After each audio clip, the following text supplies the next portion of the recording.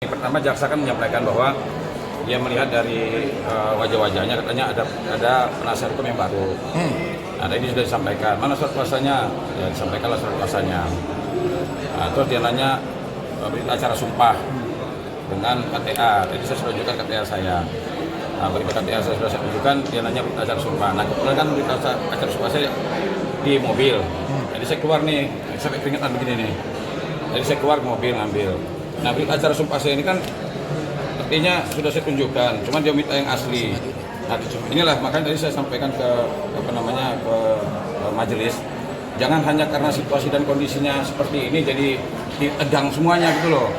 Ya, artinya kan gini, tadi dia menyampaikan kami sudah memberikan hak terdakwa. Artinya tadi dia mengatakan bahwa Bang Rasman sudah didampingi pengacara, haknya Bang Rasman.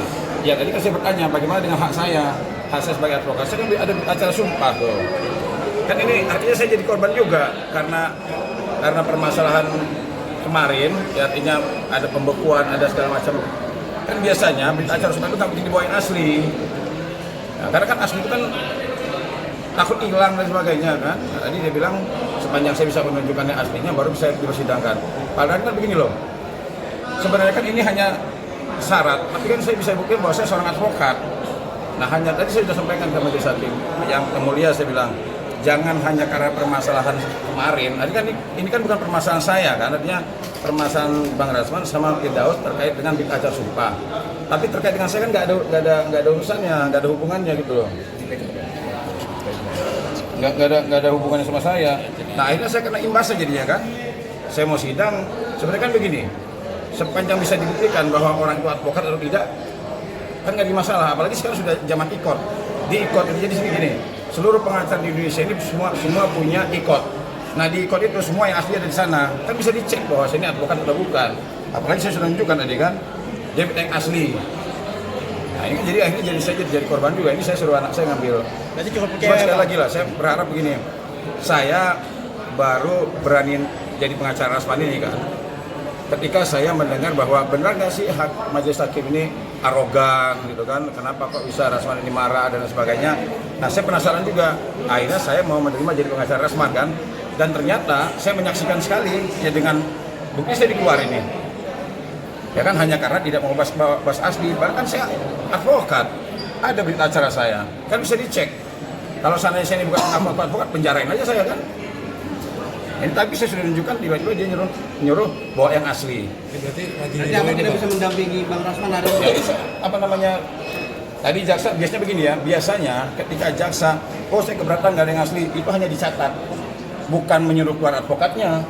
Nah, ini kan makanya saya bilang, saya kan korban dari situasi dan kondisi. Karena saya sudah sampaikan tadi ke majelis hakim, yang mulia saya bilang, saya ini kan seorang advokat, punya hak mendampingi. Nah, sepanjang saya bisa dibuktikan bahwa saya ini advokat, harusnya saya tidak boleh disuruh keluar. Nah, karena tadi jaksa keberatan dan majelis memperkuat karena keberatan dari jaksa, saya tidak diperkenankan mendampingi Bang Rasman sepanjang saya belum membawa yang aslinya. Nah, ini kan artinya dia bilang, kan di sini banyak pengacara Bang Rasman, kami memberikan haknya. Oke, hak Bang Rasman sudah didapatkan, tapi bagaimana dengan hak saya? Saya kan punya hak juga sebagai advokat. Apalagi saya bukannya, mohon maaf nih, saya bukan pengacara abal-abal loh.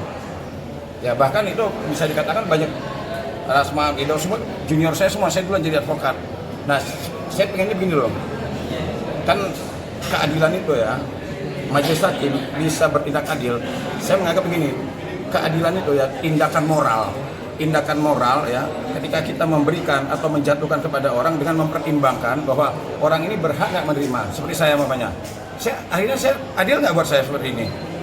Saya seorang advokat mau mendampingi klien saya jadi terdakwa hanya karena dia bawa asli, tapi kan saya advokat. Sama begini loh, teman-teman semua orang Indonesia punya KTP, karena nggak bisa bawa KTP, kamu dianggap bukan orang Indonesia kan, jadi kayak begitu kan. KTP kita ada, cuma fotokopi, tapi kan kita advokat orang Indonesia artinya gitu. Nah, ini akhirnya ya sudah beginilah, tunggu aja kalau gitu. Di sidang-sidang sebelumnya cukup, Bang? Berarti Abang hari ini nggak bawa berita acara semuanya yang asli. Asli. Bukan berarti Abang nggak punya ya? Bukan nggak punya, ini kan sudah ada fotokopinya. Tapi di sidang-sidang lain cukup dengan fotokopi, Bang? Bahkan kadang-kadang nggak ditanya lagi. Ini kan makanya tadi saya katakan, jangan hanya karena situasi dan kondisi. Akhirnya saya jadi hilang hak saya ini kan, babak belur jadi ibarat kan. Kalau dulu ya, mohon maaf ya, saya sudah cukup dikenal sebagai advokat. Kadang-kadang pun jaksa ketemu kita, emangnya jaksa itu nggak dikenal sama saya? Ada yang kenal. Nah maksud saya gini loh, jangan mentang-mentang kita ini karena situasi dan kondisi seperti tegang, jadi kebawa tegang, akhirnya keadilan itu nggak berjalan. Kan sepanjang bahwa benar nggak sih Herwanto ini advokat? Mana? Kan sudah ada nih. Andai kata saya palsu, kan saya dipidanakan, bisa dipidanakan. Mana mungkin sih saya sidang dengan situasi dan kondisi tegang seperti ini saya mau macam-macam? Kan kira-kira begitu.